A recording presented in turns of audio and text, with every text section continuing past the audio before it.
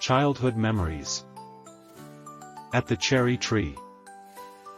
Ion Creangă. One summer, just before Mosi, a traditional commemoration of the dead, I sneaked out of the house in broad daylight and went to Uncle Vasile, my father's eldest brother, to steal some cherries. Only he and a couple of other people in the village had Veratic cherry trees, which ripened by Pentecost Sunday. I carefully planned how to pull it off without getting caught. First, I entered the man's house and pretended to ask for Ioan, so we could go swimming. Ioan is not home, said Aunt Marioara. He went with your Uncle Vasile to Condrini to fetch some thick woolen coats. You see, in Humulesti, both girls and boys, as well as men and women, spin wool and weave fabrics. Well then, goodbye, Aunt Marioara. Too bad cousin Ioan isn't home. I would have loved to go swimming with him.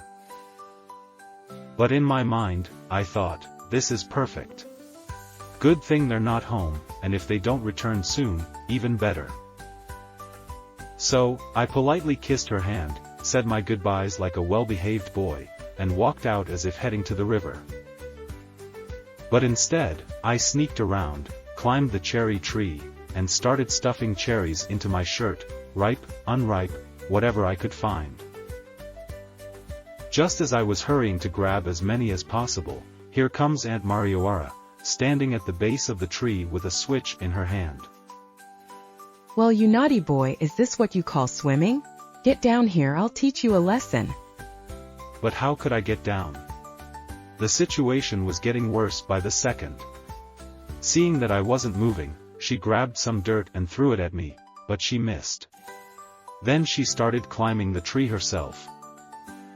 Just you wait. Marioara is going to deal with you right now.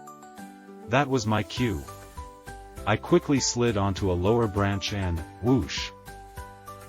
I jumped straight into the hemp field below, where the plants were still green and waist-high. And my aunt, she jumped in after me. I took off like a rabbit through the hemp, with her right behind me. When I reached the fence at the back of the garden, I couldn't climb over it in time, so I turned back, running again through the hemp. She was still chasing me, determined to catch me no matter what. I was this close to getting caught. We ran back and forth until we flattened the entire hemp field, about 10 or 12 poles of beautiful, thick hemp, all ruined. At some point, Aunt Marioara must have tripped or gotten tangled in the plants because, bam, she fell to the ground. Seizing my chance, I spun around, took 2 big leaps, and threw myself over the fence so fast that I barely even touched it. And just like that, I disappeared, heading home and behaving very well for the rest of the day. But later that evening, here comes Uncle Vasile, along with the village accountant and the town guard. They called my father to the gate, told him what had happened, and asked him to be present when they assessed the damage to the hemp and cherries. Because, truth be told, Uncle Vasile was just as stingy as Aunt Marioara. The saying fits them perfectly, like attracts like. But no matter how much I complain, the damage was done, and someone had to pay for it. As the saying goes, the guilty one pays, not the rich one. So, my father had to pay the fine for me, and that was that. And when he came home, embarrassed after solving the problem, he scolded me and I will never forget that. Here. Have your fill of cherries now. From now on, know that you've used up all my patience, you little troublemaker. How many more fines will I have to pay because of you? And so, what my poor mother always said came true, quickly and without fail, God does not help those who steal. But what good is regret after the fact? And what about my shame? How could I ever face Aunt Marioara, Uncle Vasile, cousin Ioan, or even the boys and girls in the village? Especially on Sundays at church, at the dance, or at the swimming hole. I became the talk of the village, my mischief was known far and wide, and I was so ashamed I could hardly show my face.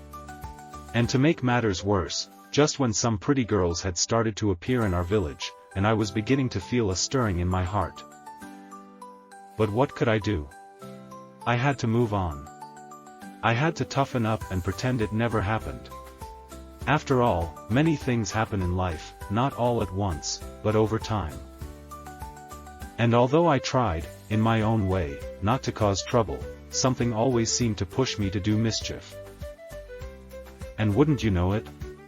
No sooner was the cherry fiasco over than another adventure came knocking. Lesson from the story.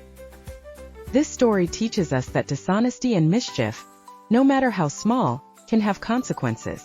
Young Ion learns the hard way that stealing, even just a handful of cherries, leads to trouble, embarrassment, and punishment. But beyond that, the story also shows how childhood is full of curiosity, adventure, and learning from mistakes. While we all make poor choices at times, what truly matters is how we grow from them. So the next time you're tempted to take something that isn't yours, remember, the sweetness of stolen cherries quickly fades, but the lesson lasts a lifetime. The end.